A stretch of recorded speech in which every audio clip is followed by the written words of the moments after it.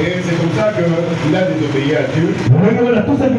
À cause des avantages financiers. À cause de vos gras. Alléluia. Amen. Il a perdu son option. Élisée était le serviteur d'Élie. Mais lorsqu'il devait se séparer, le prophète lui a posé la question, qu'est-ce que tu veux que je te donne? Il pouvait demander tous les chevaux. Il a dit, je voulais avoir une double portion.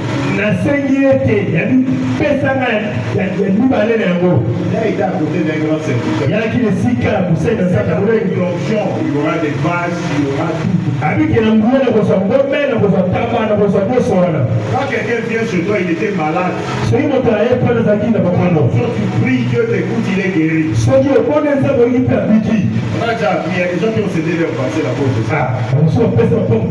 La plupart de nos cellules, on a cité le matin, les cellules qui ont été construites par des couples par un seul individu. Ce sont des gens qui ont vu la main de Dieu au travers du révérend. Il dit non papa, j'ai eu même Guérégué. Tout dernièrement, ils ont cédé une parcelle à papa. Donc la cellule de Guérégué ne sera plus locataire. Mais cherchons plutôt l'option. Nous avons l'option. Alléluia. Et ne laisse pas aux avantages de ce monde. Dieu te le donnera après. Accomplis d'abord l'œuvre pour laquelle tu as été appelé.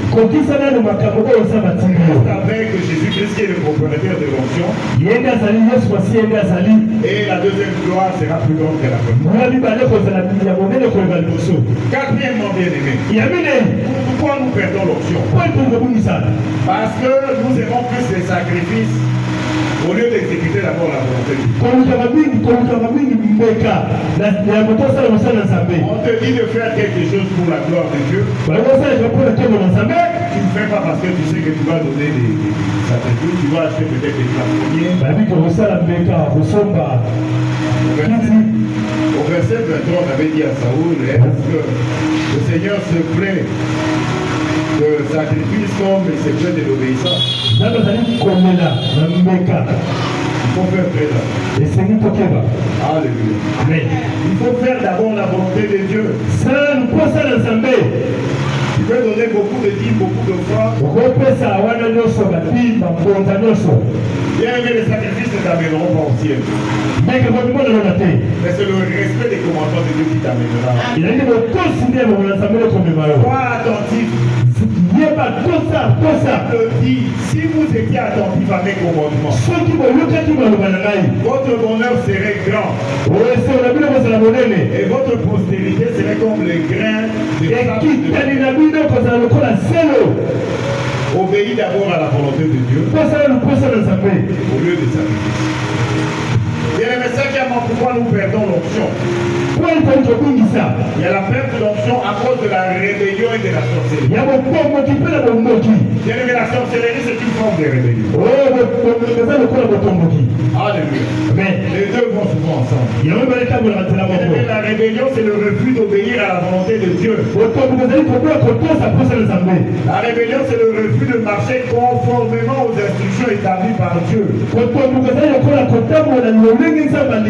Le refus volontaire, on le fait volontaire.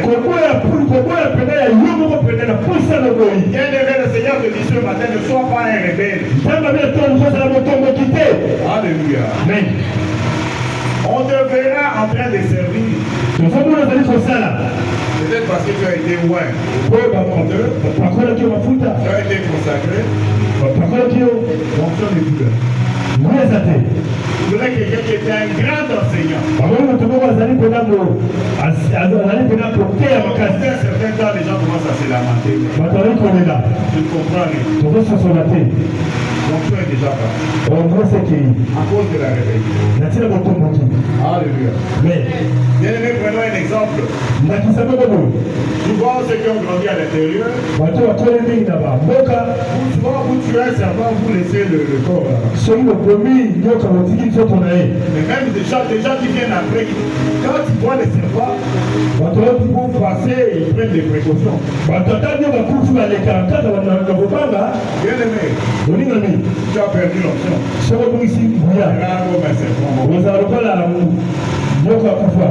On te craindra parce que bon, tu étais peut-être enseignant, intercesseur.